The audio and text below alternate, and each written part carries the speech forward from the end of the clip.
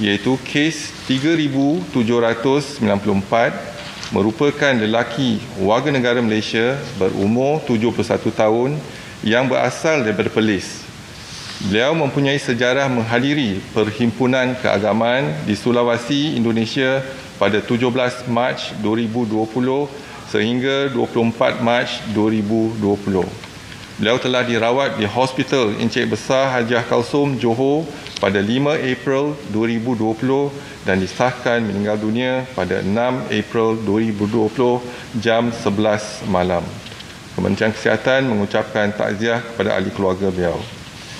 Sempena Hari Kesihatan Sedunia pada hari ini, iaitu 7 April 2020, saya ingin mengambil kesempatan ini untuk mengucapkan jutaan terima kasih kepada semua petugas-petugas perubatan dan kesihatan, terutamanya mereka daripada barisan hadapan, sama ada sektor swasta ataupun sektor kerajaan, sukarelawan dan juga badan bukan kerajaan.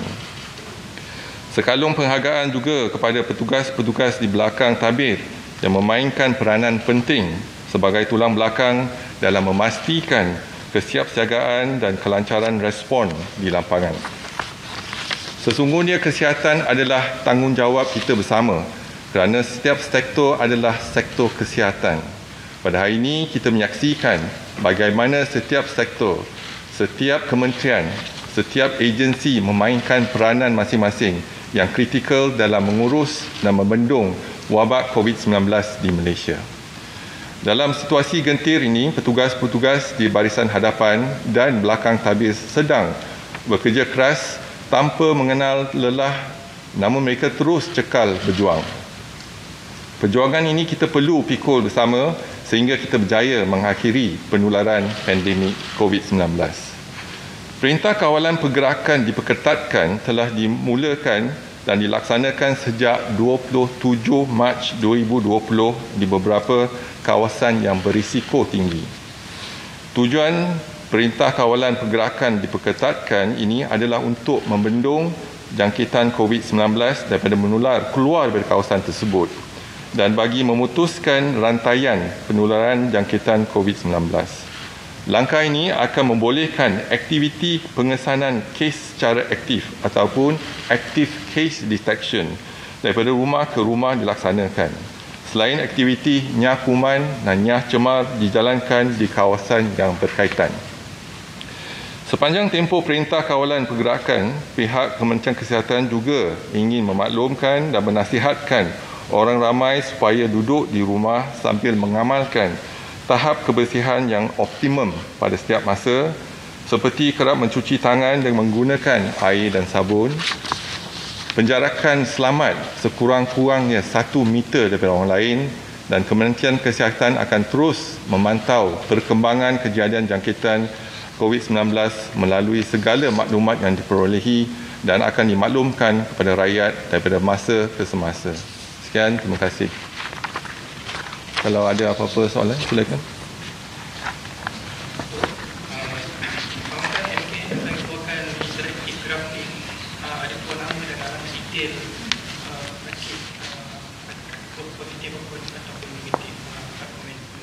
Setakat ini kita tak ada keluarkan nama, kita hanya keluarkan data saja mengenai pesakit. Contohnya sekarang ni kalau kita gunakan data yang saya maklumkan kematian, tak ada nama, hanya nombor kes pesakit saja.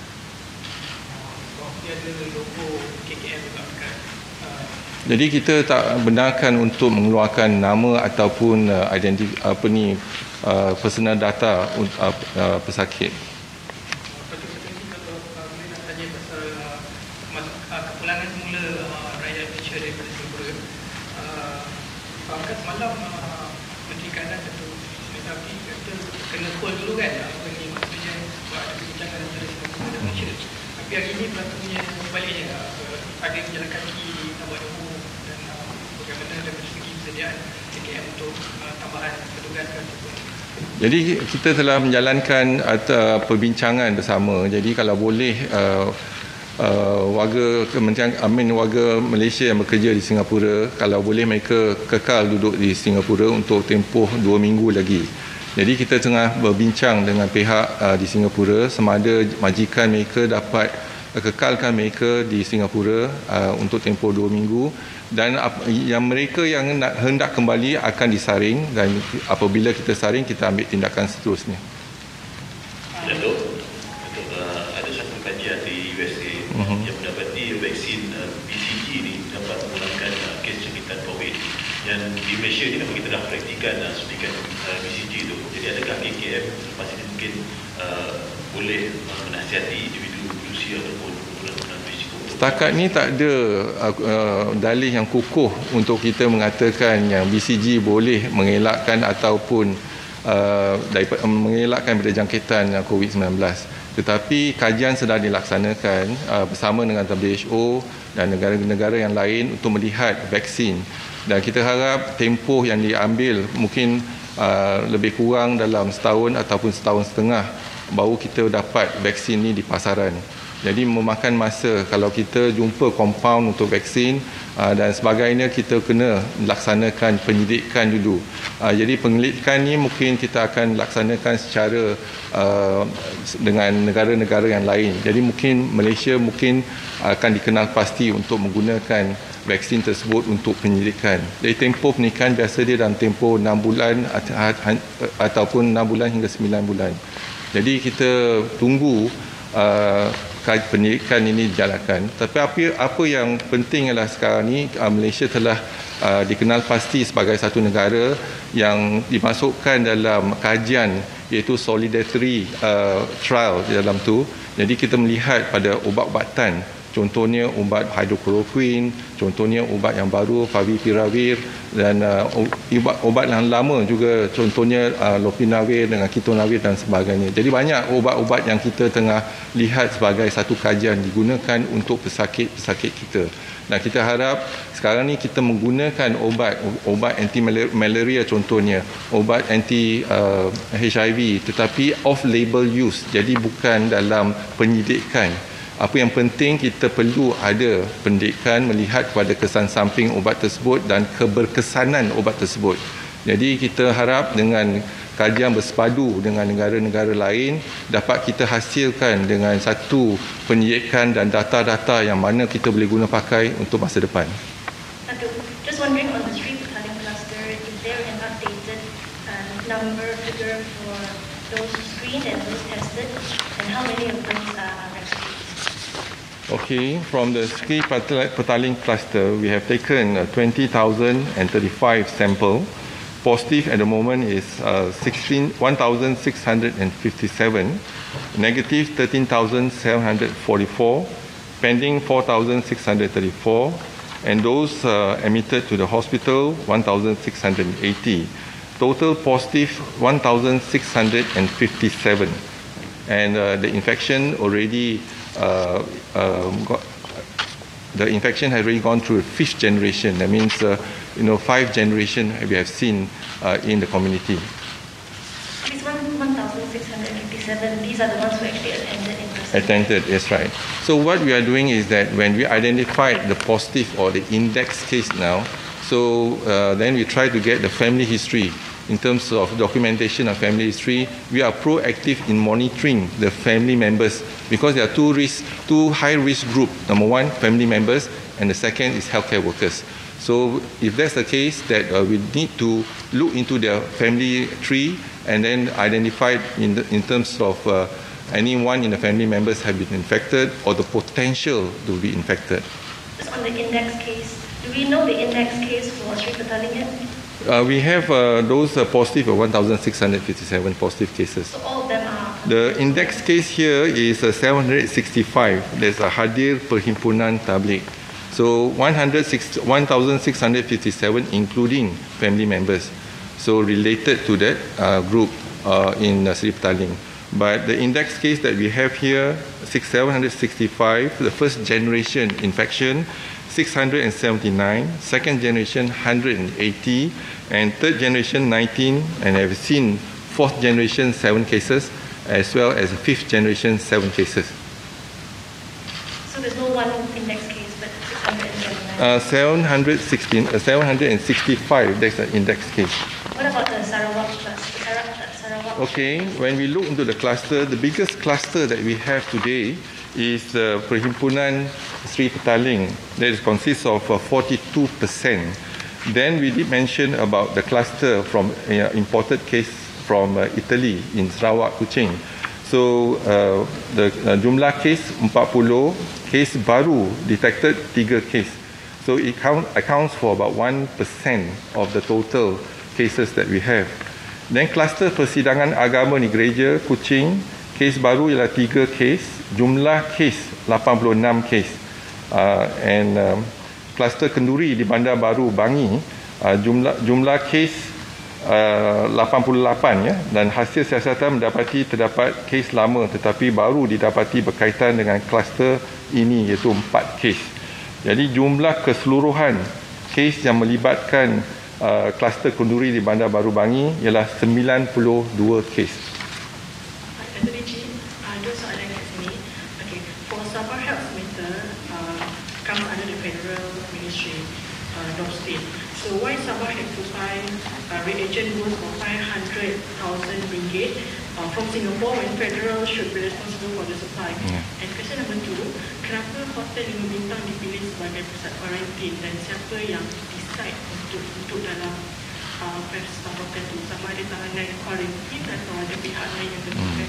Terima kasih. Soalan yang pertama ialah berkaitan dengan reagent. Jadi minggu lepas kita ada kekurangan reagent.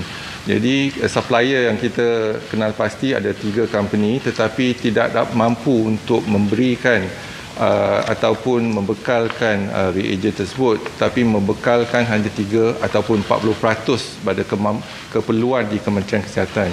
Jadi bila kita ada kekangan dari segi reagent, jadi masing-masing mencari. Kita pun mencari sama ada di Singapura ke tidak, dan juga ikhtiar ataupun pihak Jabatan Kesihatan Negeri Sabah berusaha untuk mendapatkan reagent tersebut. Dan ini kita pun ada kerjasama di antara kementerian dan juga dengan agensi-agensi yang lain untuk mendapatkan reagent tersebut. Setakat ni reagent kita boleh bertahan hanya seminggu, tetapi kita telah menghubungi pembekal dan diharapkan reagent tersebut akan dibekalkan dalam tempoh yang terdekat. Dan apa yang penting ialah dalam kita menggunakan reagent ni, RT-PCR, ialah kita memantapkan juga dan optimalkan penggunaan tersebut. Jadi kita menggunakan secara pukal. Jadi satu kes kita gunakan 5 sampel. Satu sampel kita akan gunakan 5 sampel ataupun pool untuk menjalankan ujian tersebut. Jadi boleh kita jimat sikit.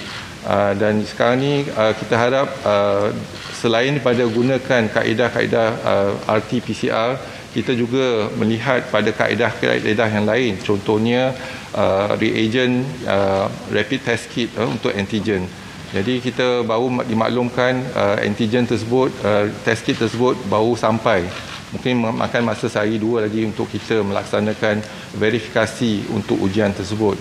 Yang keduanya memang hotel telah dikenal pasti, yang 3 star, 4 star dan sebagainya. Dan yang biasa dia 5 star mungkin ada melibatkan mereka yang mampu untuk duduk di 5 star. Jadi telah dikenal pasti oleh NAKMA dan juga iaitu akan dibayari oleh mereka ataupun passenger tersebut, penumpang tersebut. Datuk Sri, just I don't know, how many testing have we done today, and what is our daily average testing?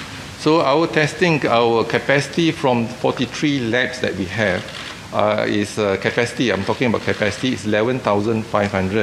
Our testing a day about 9,000 plus. So we are actually looking into how we can optimize our testing so that we can increase further to 11,500. 9,000 per day? Per day. Yeah, average per day.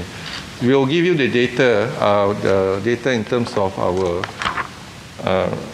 so daily data. For example, today we have done about 9,214. Yesterday 9,253. Day before 10,463. So it will be a continuous, but our maximum capacity is 11,500. So now we have 43 labs. So we hope the labs can actually increase the capacity to do the testing. But more important is our target to reach about 16,500. So now we are sharing in terms of the patient. swab been done by our side, and then we send to the respective lab, whether in the public sector or in the university, in the public Ministry of Health or in the university hospital. But we are also outsourcing some of our tests to the private sector, the 7 labs in the private sector. So to increase our capacity, so we are also outsourcing to the private labs. The WHO cakap they expect a peak in April, by mid-April. It's not. Does our data corroborate that? So this is a modeling projection. That means you look into projection, not only WHO but also JP Morgan as well as the Malaysian Institute of Economic Research. Most of them project that in mid-April probably we'll have a surge of exponential growth of the cases. But what is more important, because of this projection, we have actually implemented the MCO phase 1 as well as the phase 2. And we hope that the phase 1, we have seen the data in phase 1, there's some succeeding signs that we may actually flatten the curve. Now is a phase 2. It all depends on us whether we are able to flatten the curve further. So I hope that within the next 5 days, if we can come together as one in terms of stay at home and make sure that we will do our part, and we are now identifying the hotspot area, and we are identifying the hotspot area together with other agencies. We are implementing the enhanced MCO in that area. For example, we have started with Simpang Renggam, and then we went to Ulu Langat, and then we went to the Menara Kondo One City, and now we have also extended to Selangor Mansion as well as Malayan Mansion. So these 2 mansions are near the mosque, Masjid India, for example. So we are trying our best to see trying our best to break the chain of the infection.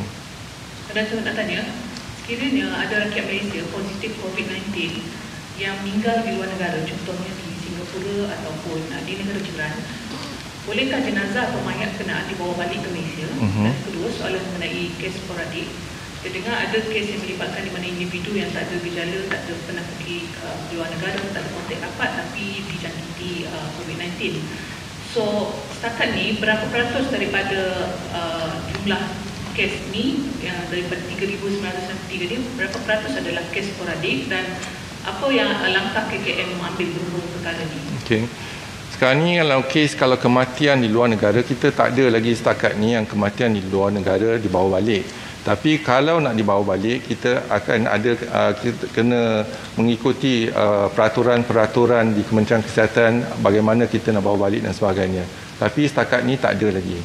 Jadi yang kedua, kes sporadik, memang kita ada kes sporadik. Kalau kita lihat dalam kita punya setiap hari kita akan buat ujian untuk COVID-19, kes sporadik. Dan kes sporadik kita, kalau untuk Aili dan Sari, kita telah laksanakan 8,025 ujian untuk mengesan sama ada kes tersebut ada di lampangan. Tapi yang negatif, yang positif adalah setakat ini ialah 69 kes yang positif, dan negatif ialah 7,956. Jadi kita ada kes sporadik tetapi tak banyak, 69 ya kes sporadik, yang mana kita tak tahu kes sporadik ni asal jangkitan tu dari mana.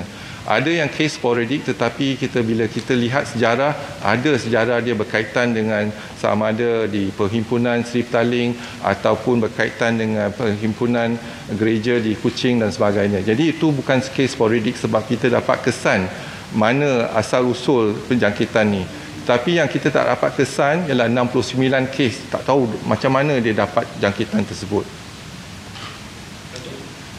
Yesterday you shared with us the 25,000 Malaysians who came back for the first 3 days after April 3rd. So basically, and we have already prepared 1,000 quarantine tested. Could you let us know what is the capacity of the 1,000 quarantine centers? Thank you. What expectation? We have identified in terms of the quarantine center more than 1,114 able to cater for almost about 150,000 people. At the moment, until today, that we have actually screened 34,461, and those positive, not positive, with symptoms. Those with symptoms are 32. So we have isolated them and then put them into isolation in our hospital. And the rest, we have about 2,829 been placed in our quarantine center. So, the second question is, there's just rumors. You comment, have there been any infections, direct infections from patients to medical personnel so far? Yes, we did mention before. So our infection among healthcare workers is 159. But then, so we investigate whether they got the infection from the hospital or from the community. So as I mentioned earlier, the majlis perkahwinan, some of healthcare workers also attended majlis perkahwinan. So they came back and they infected others.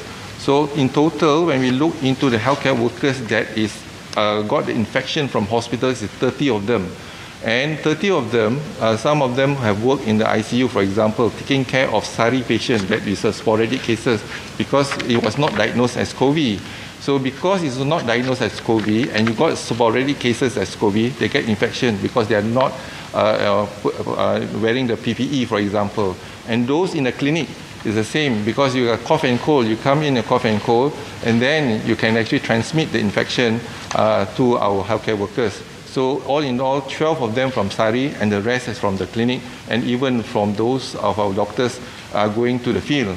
But what's more important today, we are informing all our healthcare workers that the cases of ID and SARI, you must treat them as a COVID infection until proven otherwise, because as we have seen here, 69 cases, we do not know even they are, the SARI, they are positive for COVID.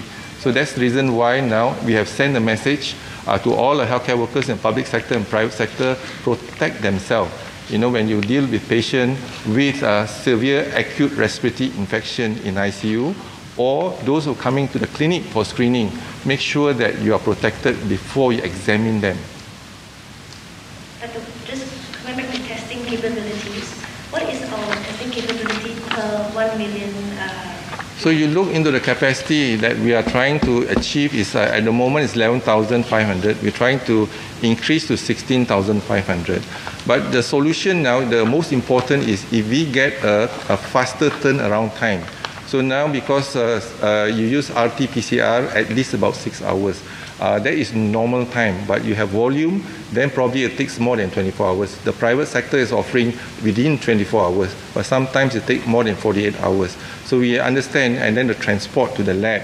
So now the key thing is that when we go to war, for example, you must have the bullet ready.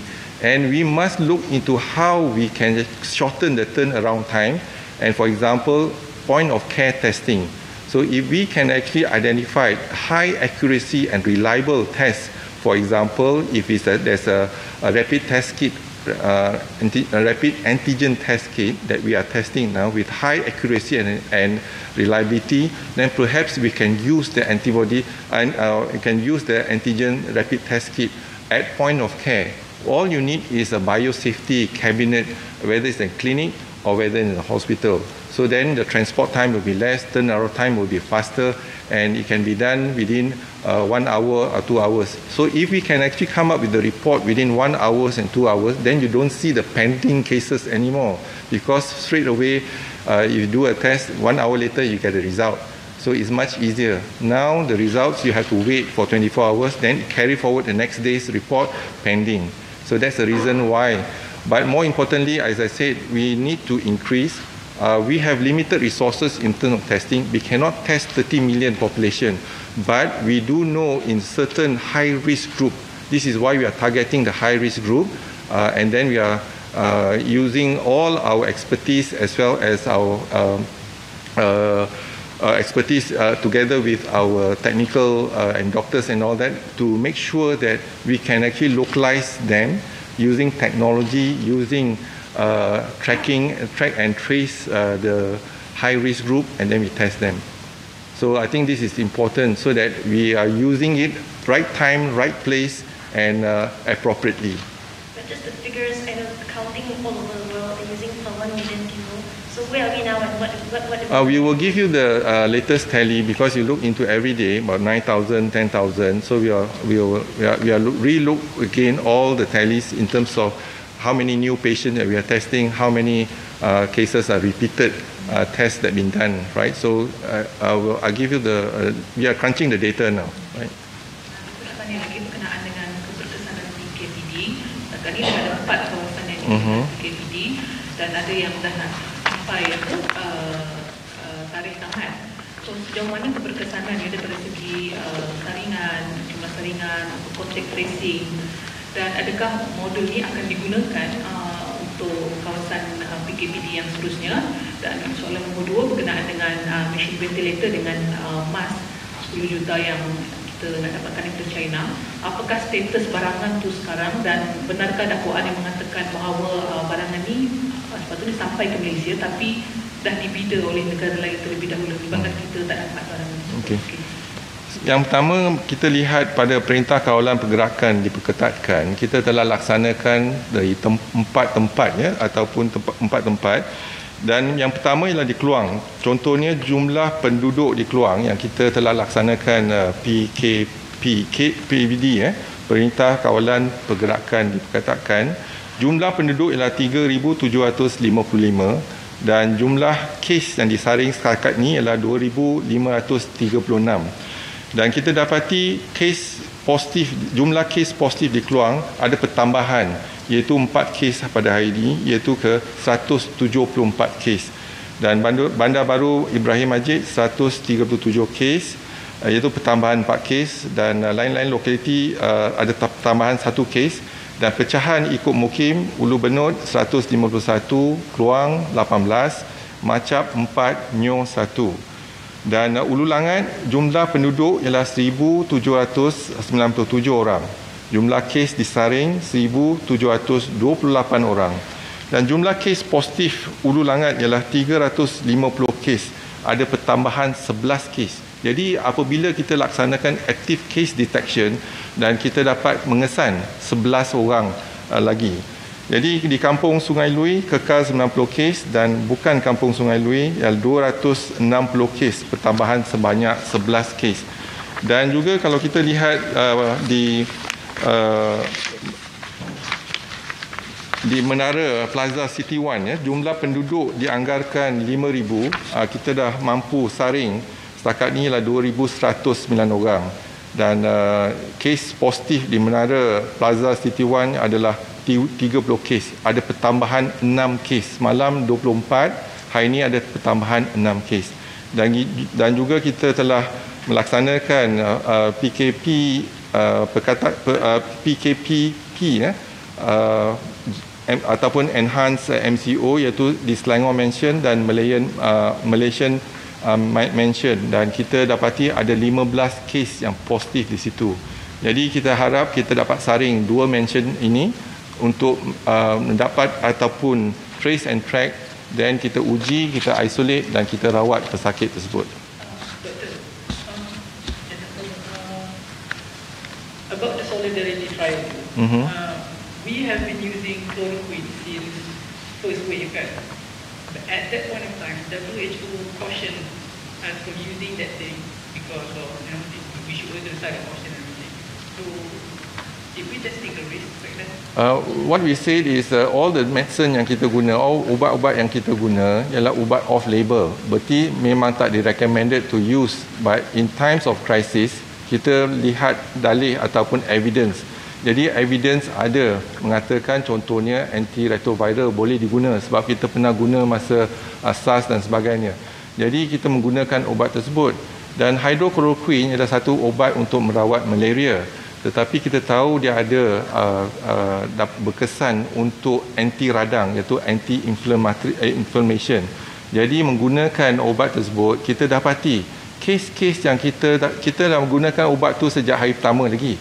Jadi kita dapati kes-kes yang menggunakan ubat tersebut, jadi dia punya side effect, kita pantau side effect dia, tetapi kesan dia daripada kategori 1 dan 2, tetapi dia tak menular ataupun tak jadi lebih teruk lagi ke kategori 4 dan 5. Jadi dengan itu kita rasa obat tu dapat membantu dari segi inflamasi, jadi kurang pesakit kita masuk ke ICU dan juga memerlukan bantuan pernafasan. Kalau kita lihat sekarang ni, mereka yang masuk ke ICU lebih kurang 5% saja. Kalau kita banding dengan negara lain, 10%. Ada salah satu kemungkinan ialah kerana kita menggunakan obat ni pada peringkat yang awal. Dan apabila kita lihat kita punya kes, kategori kes kita ada 5 peringkat, 5 kategori. Kategori yang pertama ialah dia positif tapi dia tak ada gejala. Kategori yang kedua, dia positif ada gejala ringan. Kategori yang ketiga, dia ada radang paru-paru tetapi tak memerlukan oksigen. Kategori keempat, dia ada radang paru-paru, memerlukan oksigen, dan kategori kelima memerlukan bantuan pernafasan. 88 daripada kes kita adalah dalam kategori 1 dan 2. 7% dalam kategori ketiga dan 5% dalam kategori keempat dan 5. Jadi kalau kita lihat, memang kemasukan ke ICU kalau dibandingkan negara-negara yang lain, mereka lebih tinggi, lebih kurang 10%, kita hanya 5%. Dan yang sembuh daripada ICU ataupun berjaya dipulihkan ialah lebih kurang 30%. Dan kita ada kematian 1.6%, iaitu 62 kes kematian di ICU. Hidrokloroquine akan membantu, iaitu melewatkan daripada kategori 1 sampai ke kategori 4 ataupun 5. Dr. DJ, back to the EMZO tadi. Selangor mention dengan Malayan mention, how many people do you need to screen? Have you identified, and how long will it take to screen everyone? And also the other locations, Keluang, Hulu Langat, Menara City 1, berapa peratus lagi that you need to left to be screened? So our estimate, one mention about 2,500. So two mentions probably about 5,000 people. So we are doing the active case detection as well as screening. We hope that by doing so, we give ourselves about 10 days for us to clean up that area. And we hope that we can also decontaminate and sanitize that area as well. So in 10 days, we are trying to increase our activities of active case detection there. Datuk. How many percent left? The other EMCO areas, how many percent left have not been screened? So almost 2/3 we have screened, but I think another 1/3 to go for other places. Datuk, tentang kluster baru di Sarawak. Ya. 1580. On Jana Ping yang dikatakan timbak 5 orang mati. Status kes video yang perintah TKP tidak forensik 14 hari. Ubat jangkitan yang kematian. Jangkitan tu mungkin salah satu faktor yang kita lihat ialah kerana masa tu dimasukkan satu ke pusat perubatan swasta dan mereka menggunakan antibody test dan juga mereka melaksanakan RT-PCR test. Jadi bila antibody test negatif, jadi dia discharge the patient lah. Tapi keputusan RT-PCR tak balik lagi. Tapi mereka discharge patient berdasarkan pada antibody test kit. So bila discharge patient tu walaupun antibody tak ada, tapi kuman dia ada. Jadi kita tak kesan kuman tu. Jadi bila kita tak dapat kesan kuman tu, kita kata antibody tak ada, berarti dia tak dijangkiti. Then patient, pesakit tu dia telah dibenarkan pulang. Bila pulang ke rumah, dia menjangkiti keluarga. Jadi itulah mungkin salah satu faktor kenapa kita tak menggalakkan menggunakan rapid test kit yang berdasarkan pada antibody, iaitu serology test. Namanya perincian berkenaan kluster gereja tu.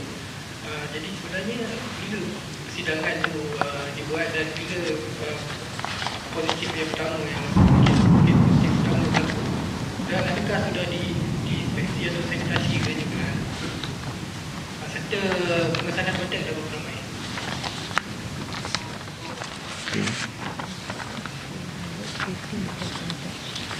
Okey, kes di gereja tu kita ada saringan sebanyak 86 kes yang positif dan kontak telah dilaksanakan dan juga kita harap kes-kes yang berkaitan dengan gereja dan sanitasi dekontaminasi telah dilaksanakan di gereja tersebut. Tetapi apa yang penting ialah 86 kes dan melibatkan 2 kematian dalam kumpulan tersebut, kluster tersebut. Jadi kita pun berterusan dalam siasatan melihat pada kes-kes yang lain, sebab dia dah menjangkiti bukan hanya satu generasi tetapi dah sampai generasi kelima. Tetapi kalau kita berjaya membendung penularan ni, kita kena gunakan active case detection dan close contact yang masing-masing lah. Jadi bukan perkara yang mudah untuk kita mengesan daripada seorang sampai generasi kelima. Memakan masa dan siasatan sedang dijalankan juga. Yang ni kemungkinan ada kaitan dengan jangkitan import. Kita tak pasti sebab ada yang seorang tu ada sejarah perjalanan juga.